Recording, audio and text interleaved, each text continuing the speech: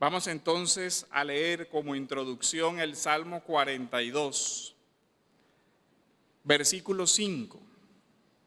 Dice así: ¿por qué te desesperas, alma mía? ¿Y por qué te turbas dentro de mí? Espera en Dios, pues he de alabarlo otra vez por la salvación de su presencia. Versículo 6. Dios mío, mi alma está en mí deprimida. Por eso me acuerdo de ti desde la tierra del Jordán y desde las cumbres de Hermón, desde el monte Mizar. El versículo 11 de este Salmo, del 42, vuelve a terminar con una inclusión la misma expresión. ¿Por qué te desesperas, alma mía? ¿Y por qué te turbas dentro de mí? Espera en Dios, pues lo he de alabar otra vez. Él es la salvación de mi ser y mi Dios.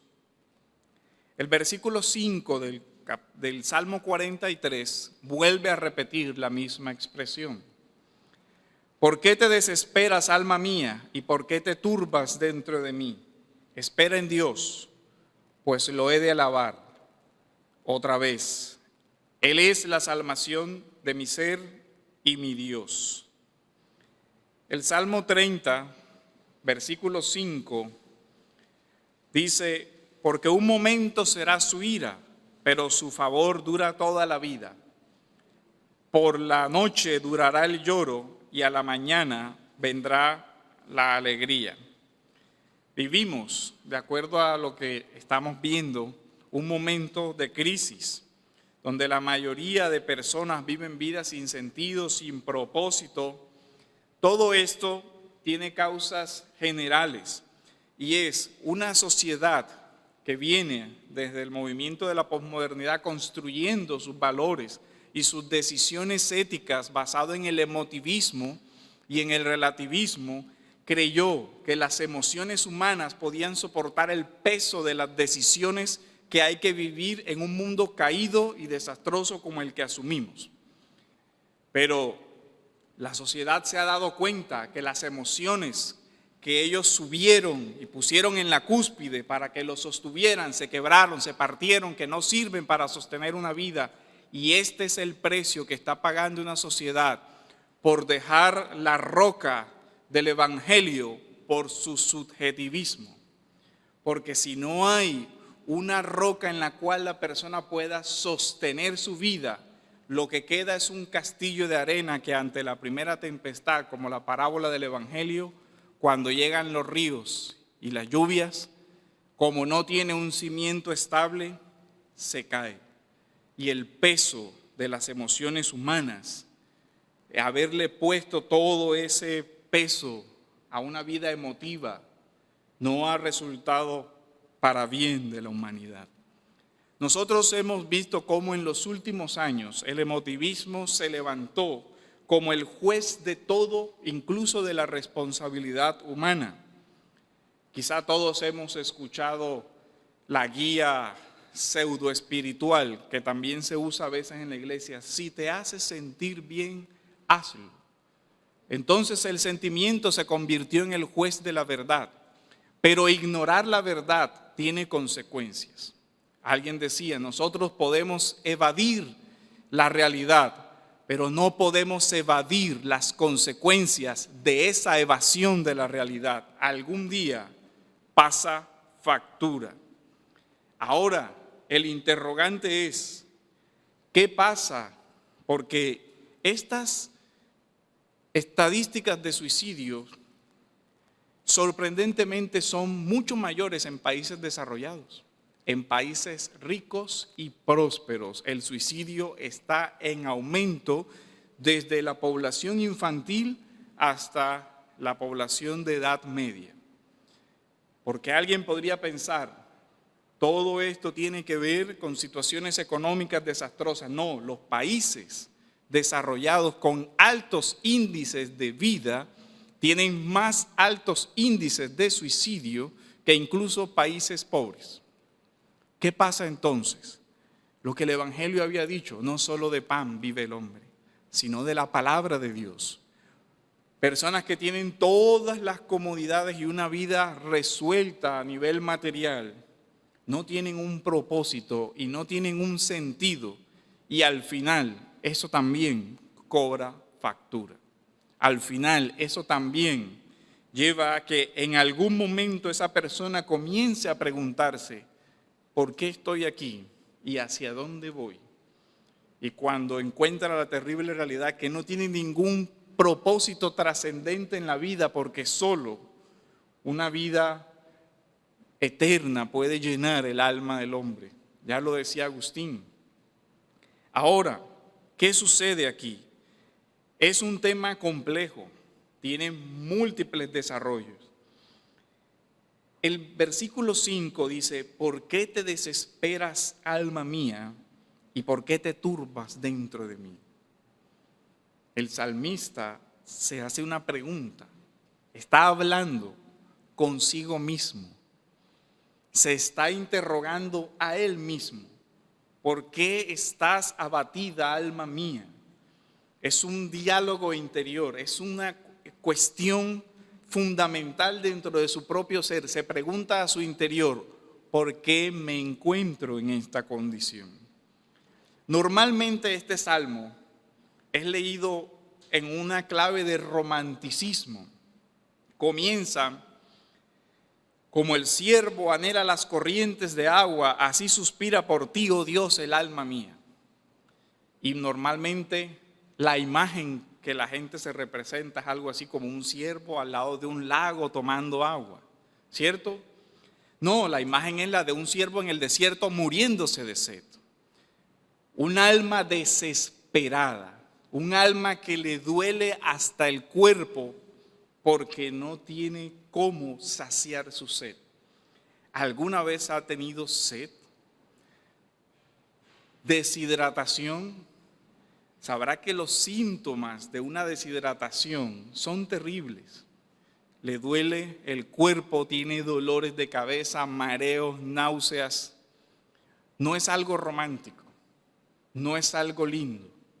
Es la forma como el autor habla de lo que está viviendo, la asemeja a un ciervo que ya no tiene agua y que está muriendo de sed. Mi alma tiene sed, pero sed del Dios vivo. ¿Cuándo vendré y me presentaré delante de Dios? Y decíamos aquí, ¿qué es lo que puede llenar la sed de la que está hablando el salmista? La presencia de Dios. Su respuesta es: espera en Dios, pues he de alabarlo otra vez por la salvación de su presencia. Presencia que en momentos de esta noche oscura y tenebrosa no siente el que ora. El salmista no siente la presencia de Dios. Ve una oscuridad absoluta. ¿A dónde te has ido, Señor? Y es la experiencia del deprimido. Es la experiencia de un vacío tan grande que ni siquiera él mismo se encuentra. Uno de los síntomas clínicos que se representan es que la misma persona tiene una idea de que no es su cuerpo, de que no es su vida, de que no está viviendo él. Así el salmista se interroga, ¿por qué te sientes de esa manera? Es de mucha utilidad este monólogo interior, pero este monólogo interior puede llegar a ser peligroso si se deja al arbitrio de las emociones. ¿Dónde se ancla la respuesta? Porque podemos dejar que nuestra mente divague. Y pobrecito yo, y esto, y la vida es cruel, y el mundo es difícil, nadie me ama, todos me odian. ¿Y cómo termina? Con una pistola en la cabeza. Eso es lo terrible. Ahora, ¿cómo es que nosotros debemos ejercer una mayordomía y un dominio sobre la mente? Como el autor lo muestra, él se responde: alma mía, ¿por qué estás triste? Espera en Dios, enfócate en Dios, dirígete a Dios, ve al Señor, que Él puede saciar la sed, que nada en este mundo puede. Lo terrible de este tipo de dolor es que muchas veces no hay ningún medio material para saciar eso. Incluso la medicación tiene un efecto muy relativo frente a esto, porque llegan extremos de este dolor y esta angustia que ni siquiera los mejores ansiolíticos o antidepresivos logran aliviar en algo esto. Porque llega un momento en que las tinieblas se ciernen sobre el corazón de las personas que no ven luz de ninguna manera. Llega el momento en que pierden su capacidad de discernir lo que están haciendo hasta el punto de la decisión antinatural de atentar contra su propia vida como una forma de evadir el dolor. Hoy queremos profundizar en algunas de las causas de esta situación tan terrible. Y una de ellas, y la primera, es la penumbra espiritual, esa experiencia de desaliento, de pérdidas del deseo de vivir, de pérdida de la esperanza, del sentido de la vida. Lo que experimentó el mismo salmista, un alma desesperada, un alma angustiada. Dios, mi alma está en mí deprimida, por eso me acuerdo de ti. Miren cómo el salmista se dirige, por eso me acuerdo de ti, desde la tierra del Jordán. Dice, por eso me acuerdo de tu templo, por eso me acuerdo de tu presencia, porque entre otras es la única esperanza. Ahora, en el creyente, el origen de esta situación de depresión, y escúchelo bien, en algunas ocasiones, y no siempre, tiene que ver con el pecado, con un pecado específico. ¿Cuál es el contexto de por qué estamos donde estamos con relación a las emociones? Hay un contexto general, el Génesis. El hombre pecó y comenzaron terribles emociones como el miedo. ¿Se acuerdan? Es la primera vez que la Biblia describe las emociones en forma como las emociones caídas, afectadas por el pecado. Porque antes se había mencionado, tú eres hueso de mis huesos, carne de mi carne. Una expresión poética de aceptación y de alegría por su esposa. Pero después de la caída, se rompe la paz y la relación armónica entre Dios y el hombre por la ruptura del pecado y entre el hombre y su propia naturaleza que le rodea, el mundo que le rodea. Y las relaciones humanas también se vieron afectadas. Es la mujer que tú me diste. Todos esos efectos son, digamos, la raíz. ¿Por qué nos enfermamos? ¿Por qué morimos? ¿Por qué nuestro cerebro se distorsiona? ¿Por qué nuestras emociones se distorsionan? Una causa, o la causa última y real, es que somos pecadores, y esa es la consecuencia. Esa fragilidad, el dolor y la enfermedad son, en términos generales, la consecuencia. Pero se pueden dar casos, y no siempre quiero hacer la claridad, no es generalización. Se pueden presentar casos donde la causa de esa profunda depresión es una rebeldía espiritual o un pecado delante de Dios. Ejemplos, pueden leer en sus casas el Salmo 32. Mis huesos se han pegado, se ha secado mi vida como un árbol seco. ¿Por qué? Por causa de mi pecado. Salmo 51, devuélveme, Señor, el gozo de tu salvación, porque la tristeza lo ha inundado. La causa, el adulterio, el pecado. Ante esta situación, hay armas para luchar, y es la gracia de Dios que perdona. No podemos dejar de desconocer que una vida espiritual desordenada, pasiones desordenadas, tienen como efectos este tipo de situaciones dolorosas en la vida de las personas. Sobre la conexión del pecado y la depresión, el pastor John Piper, en un pequeño librito que se llama Cuando no se disipan las tinieblas, reciba consuelo y orientación para vencer la depresión, escribe esto: pudiera ser que parte de la causa de las tinieblas espirituales es un pecado muy querido que no estamos dispuestos a dejar. Ofrece deleites engañosos, pero al final mata. Al tratar con nuestro pecado podemos cometer dos errores. Uno es darle poca importancia, la negación. No es tan grave, otros hacen cosas peores, etcétera, etcétera. El otro es sentirse abrumado por él. En la lucha por el gozo debemos tomarlo con mucha seriedad, aborrecerlo, renunciar a él y confiar en Cristo como nuestro único Salvador de su culpa y de su poder. La gracia, la conciencia del perdón divino es la única solución.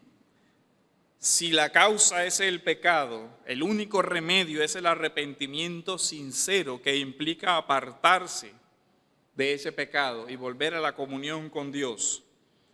Y sobre la confesión tenemos que entender esa gracia de Dios. Entender también que muchas veces necesitamos ayuda.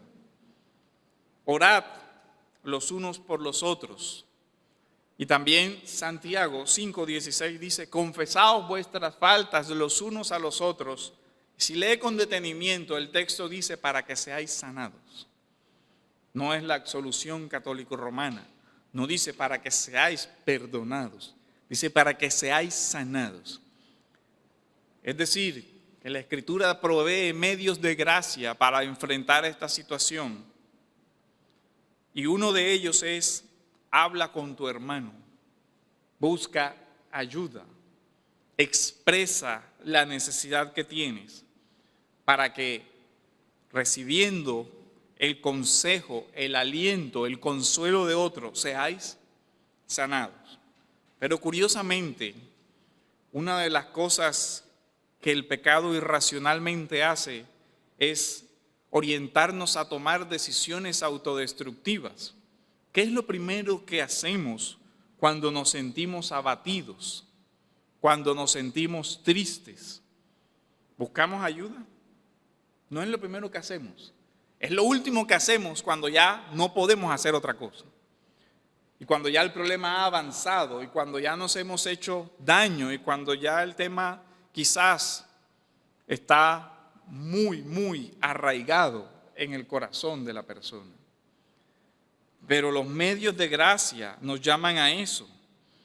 Y en la batalla contra la depresión es de suma importancia la comunión con los hermanos, no aislarse, buscar a aquellos que pueden ser nuestro apoyo, que pueden ser un oído atento, hermanos que cumplan el mensaje del Evangelio de alegrarse con los que se alegran y llorar con los que lloran también.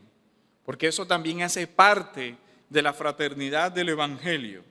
Pero nuestra conciencia y parte de las artimañas de Satanás es precisamente buscar que esa persona se aísle. ¿Por qué vas a comentar eso? La gente va a pensar que estás loca. Se van a burlar de ti. Debería darte vergüenza que tú, siendo un creyente, estés en una condición de tristeza, porque la Biblia dice: alegraos. Y entonces, si una enfermedad te ha golpeado, es porque no tienes fe. Y la superfe irracional o la estupidez humana es capaz de preferir la destrucción de un ser humano a dañar su buen nombre. ¿Qué van a pensar de mí? Pero esos son artimañas de Satanás. Y artimañas que Satanás ha articulado religiosamente. Un creyente no puede estar deprimido. Bueno, ¿y el del Salmo qué? Y quedó como palabra inspirada de Dios. ¿Qué fue? ¿Mentira entonces? No, él estaba hablando de otra persona. A mí no me parece. Ahí dice alma mía. Y dice estoy deprimido.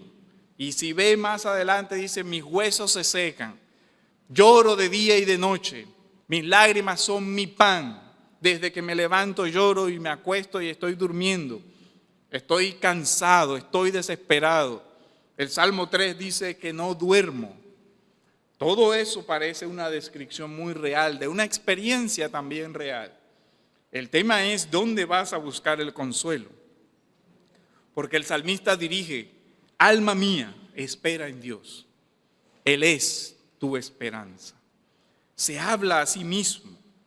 Los puritanos le decían eso, se predica el evangelio a sí mismo. Se recuerda las promesas del evangelio a él mismo. ¿Por qué estás abatido? Tienes un Dios que es real, que es tu esperanza, que es tu roca, que es tu refugio, que es tu castillo fuerte. Entonces, ¿por qué te abates, alma mía? Espera en Dios y habrás de alabarle, porque Él no deja a sus santos en esa condición de tristeza. La depresión no es algo que se deba tomar a la ligera y es un tema por el cual debe buscar ayuda cuando sea preciso hacerlo, porque hace parte de la fraternidad. Uno de los temas que más golpean al creyente en esta parte de la espiritualidad es una inadecuada comprensión de lo que es la salvación y lo que es la santificación. Cuando se mezclan terriblemente esas dos cosas y cuando la seguridad de la salvación se pone en el peso de las decisiones humanas, eso juega de una forma tan terrible. Hoy me levanté y cometí un pecado, ya no soy salvo. Oré y me arrepentí, bueno, ahora sí soy salvo. Pero después, ahora no, ya no soy salvo. Eso parece el juego ese de me ama, no me ama. Y cuando se acaban las margaritas, ¿qué? Esa no es la forma como Dios ha rescatado a sus hijos.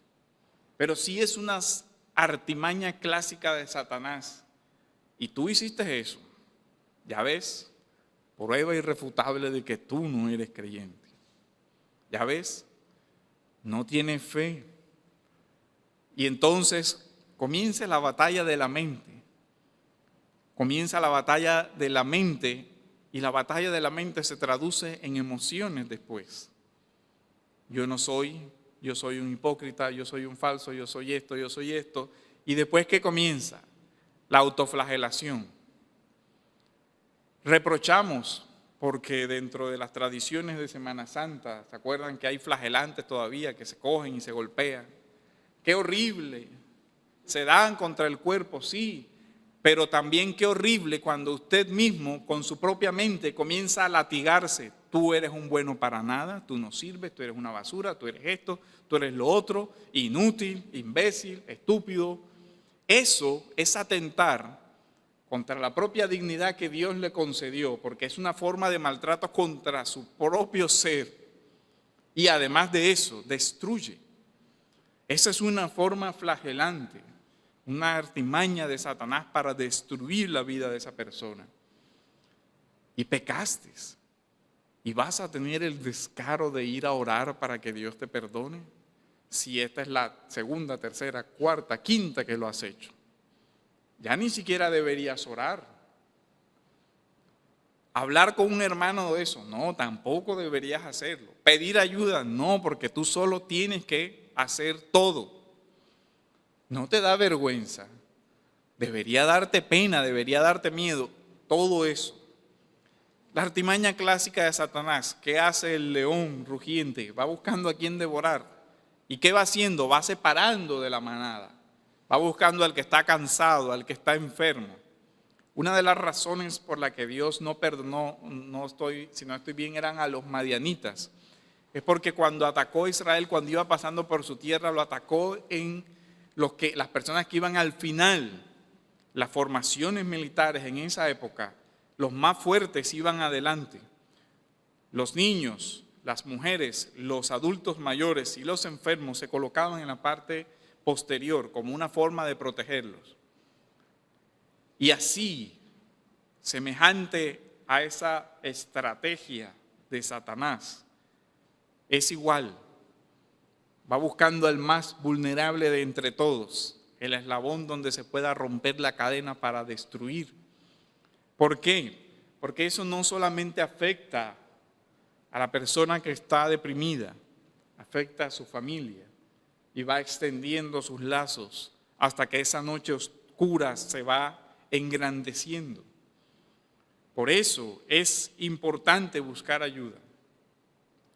Y la conciencia clara del Evangelio, el perdón de Dios ha sido definitivo. Y el perdón de Dios, aunque tiene una parte subjetiva, es decir, nosotros experimentamos la paz del perdón. Pero ¿cuál ha sido la falla aquí? El emotivismo.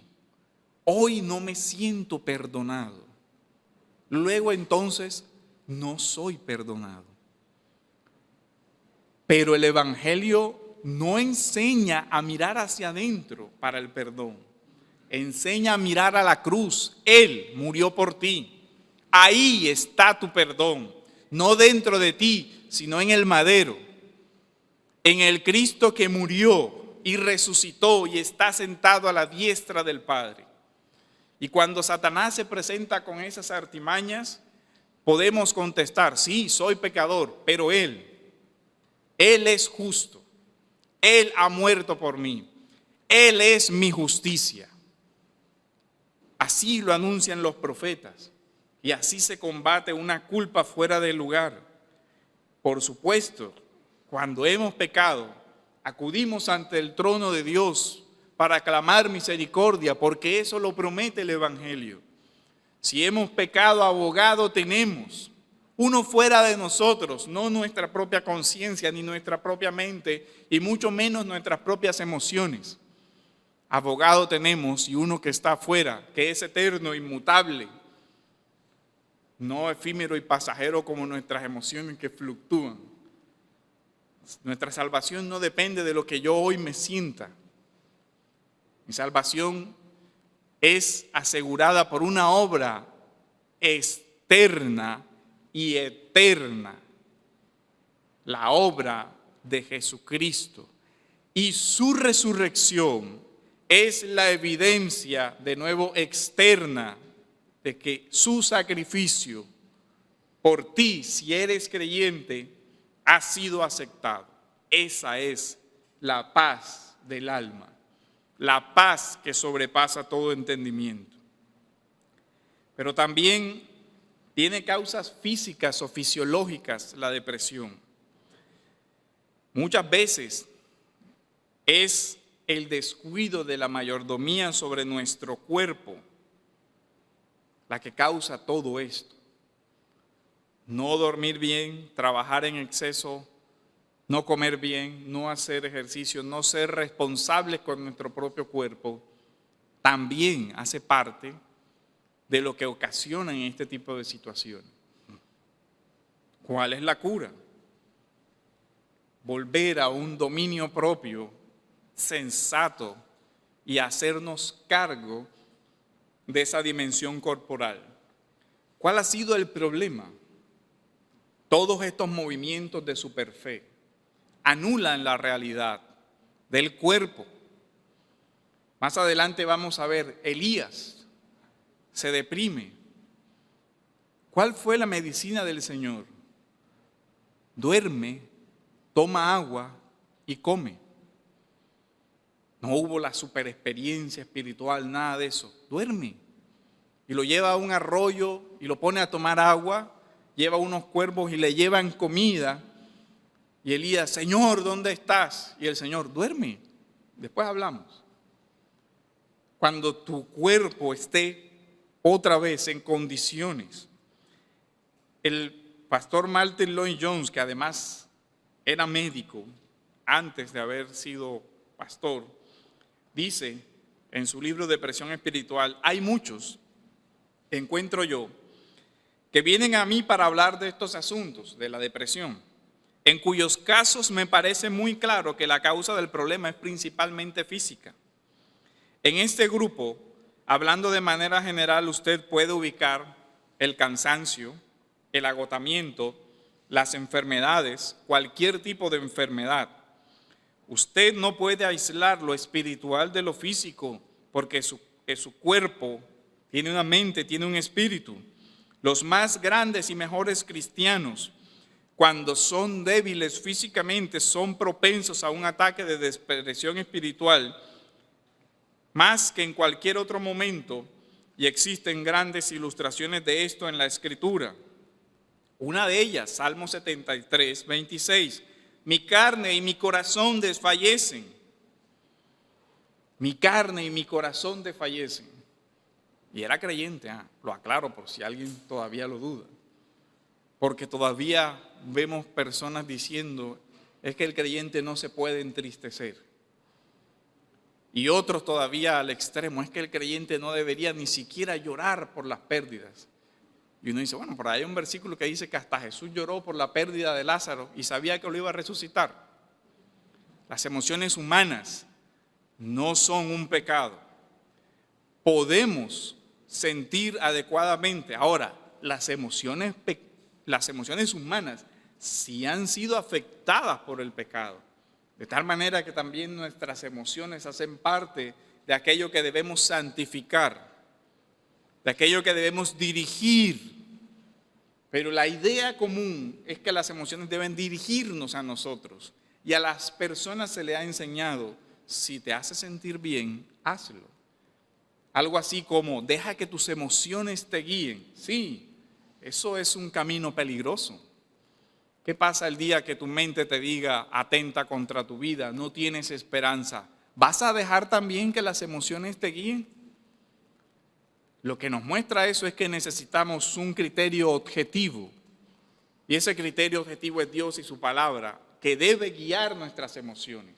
De ahí lo que se exponía en la enseñanza anterior, la necesidad de la renovación de la mente. ¿Qué lugar ocupa la mente?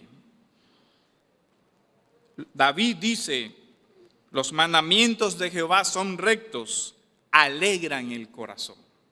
¿Y ven? Alegran el corazón. La palabra de Dios tiene un efecto sobre el alma abatida. ¿Cuál? La alegra. Pero la pregunta aquí es, ¿en qué ocupamos nuestra mente? Todo lo justo, todo lo puro, todo lo que es de buen nombre, en esto pensad. En esto pensad no es algo solamente que, cuando se me venga la Biblia en la mente, no. Tú tienes que ejercer dominio propio sobre tu mente y en esto pensad. Ubica a Dios, santos, frente a la depresión, por si queda alguna duda. Puede leer Números 11, del 13 al 15. Moisés. Síntomas. Estoy solo. Este pueblo no me ayuda. Y al final Moisés dice, Señor, ¿sabes qué? Acaba con mi vida. Déjame morir.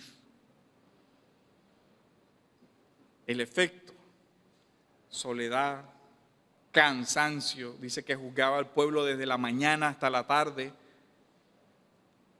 La dirección divina, su suegro, un buen consejero. Jethro aparece en la escena y le dice, ¿qué estás haciendo, Moisés? Te vas a matar. Y matándote tú, se va a descarriar el pueblo. Tienes que descansar. Tienes que delegar. Tienes que dejar que otros se encarguen de otras cosas. Una de las causas de esta depresión es el narcisismo de yo soy Dios y yo lo puedo controlar todo. Le tengo una noticia, buena o mala, depende de cómo usted la entienda. Hay una buena noticia, hay un Dios y no es ninguno de nosotros. Dios sí puede controlar todo, hasta el último cabello de nuestra cabeza. No cae a tierra si el Señor no lo permite, pero ninguno de nosotros tiene esa capacidad para querer controlar el mundo. Porque cuando nuestro narcisismo nos lleva a eso, y las cosas no salen como las planificamos, que casi nunca salen, porque vivimos en un mundo caído. Eso hace parte del pensar irracional de que las cosas obedecen al orden que yo diseñé. No, las cosas obedecen al orden que Dios ha diseñado y punto. Pare de contar. Pero si seguimos con esa idea de yo todo lo controlo, en el trabajo yo lo hago todo porque nadie hace nada bien. Porque yo controlo esto y esto. Después nos damos cuenta que lo único que hicimos fue sobrecargarnos de un trabajo fatigante y al final no controlamos nada y el mundo sigue más desordenado que antes, con la diferencia de que ahora estamos aplastados por el cansancio. Porque no solamente es el cansancio físico, sino esa mente desordenada que piensa una cosa y piensa otra y piensa otra y sobre todo que anticipa cosas. ¿Y qué pasa si me levanto tarde y llego tarde al trabajo? Y si llego tarde al trabajo y se dan cuenta. Y si se dan cuenta y me pasan un memorando. Y si me despiden y me quedo sin trabajo. Y si me quedo sin trabajo, ¿qué va a ser de? ¿Qué va a ser de? ¿Qué va a ser de?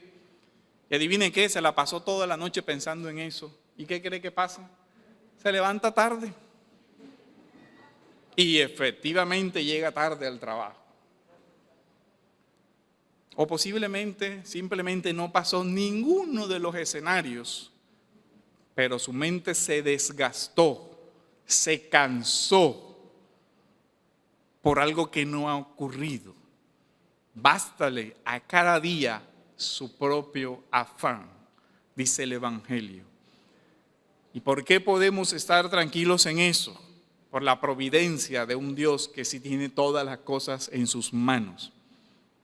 Él dice, si Él cuida a los lirios del campo, ¿cuánto más al ser humano? La sobrecarga. Elías, tensión, estrés, ¿qué decir de Jonás? Pero quiero terminar con el ejemplo supremo del Señor. Mateo 26, del 36 al 40, Getsemaní, la noche oscura, no solamente del Señor, sino de la humanidad.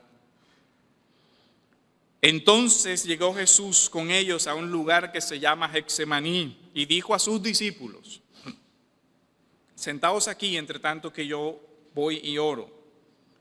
Y tomando a Pedro y a los dos hijos de Zebedeo, comenzó a entristecerse y a angustiarse en gran manera.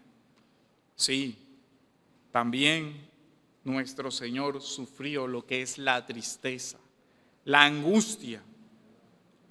De tal manera que dice el Evangelio que sudaba sangre. Y es un aspecto médico también. Los vasos de los poros de la piel se revientan de la tensión, comienza a sudar sangre. Imagínense el nivel de angustia, de estrés, de desesperación. No es para menos, la ira del Dios Santo iba a derramarse en la cruz. Mi alma está muy triste, y dice el Señor, hasta la muerte. Quedaos aquí y velad conmigo. A diferencia de nosotros, el Señor sí se apoyó en otras personas. Velad, quédense conmigo, acompáñenme. Y yendo un poco más adelante, se postró sobre su rostro orando, Padre mío, si es posible, pasa de mí esta copa, pero no sea como yo quiero, sino como tú. Vino luego a sus discípulos y los halló durmiendo y dijo a Pedro, ¿así que no habéis podido velar conmigo una hora? Aspectos que vemos aquí y que vamos a dejar para desarrollar con mayor detenimiento en la segunda parte. 1. Dijo a sus discípulos, sentaos aquí, estén conmigo, acompáñenme. Ahora el Señor lo hizo. ¿Por qué nos cuesta tanto a nosotros hacerlo? En gran medida, por nuestra autosuficiencia. Yo puedo enfrentar esto solo. Yo soy fuerte. Yo esto, yo lo otro. Yo. Que muchas veces detrás de todo ese yo puedo solo, curiosamente, detrás de esa autoconmiseración, muchas veces hay un orgullo de no voy a decir que me siento triste. Yo soy fuerte y yo puedo con esto. Y sigue el alma carcomiéndose. El pastor John Piper hablaba de que una de las cosas más complejas del corazón humano es que detrás de a veces esa falsa humildad está un orgullo muy grande. No tengo por qué contarle a nadie. ¿Por qué no? Porque no debo mostrarme débil. ¿Por qué no? Si esa es la realidad. ¿O no lo eres? Todos somos frágiles, todos somos débiles. Lo fue Moisés, lo fue Elías, lo fue David. El mismo Señor mostró lo duro que es luchar contra la angustia, contra la tristeza. Y enseñó como modelo que no debemos y no necesitamos hacerlo solo. Podemos hablar, podemos orar, y aquí no es una solución simplista, porque muchos lo ven así. Solamente orar y ya, pero nada más eso. No es una solución simplista, es una solución precisamente que reconoce la gravedad del problema. No puedes solo. Solo un Dios todopoderoso te puede sacar del valle de la sombra de tiniebla en la que estás caminando. Solo el Dios eterno es capaz de sacarnos del pozo de la desesperación. Solo la mano divina tiene el poder de levantar un alma destrozada por el pecado para hacer de esa persona una nueva criatura en Cristo Jesús. No es una solución simplista, es una solución que reconoce la absoluta incapacidad humana, la absoluta miseria en la que estamos. Nada podemos hacer, es la sentencia del Evangelio. Separados de mí, nada podéis hacer. No son tus propias fuerzas, es la mano del eterno Dios.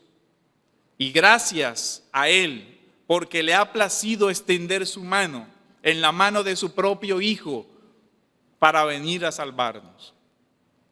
Hay esperanza en Cristo Jesús. Y también hay medios, el apoyo de los hermanos, la oración personal, la oración con los hermanos. De esto tenemos alguna semblanza de lo que estamos hablando. ¿Por qué te abates, alma mía? Espera en Dios. Él es tu único consuelo en esta vida, como lo dice uno de nuestros catecismos. Nuestro único consuelo y la única esperanza.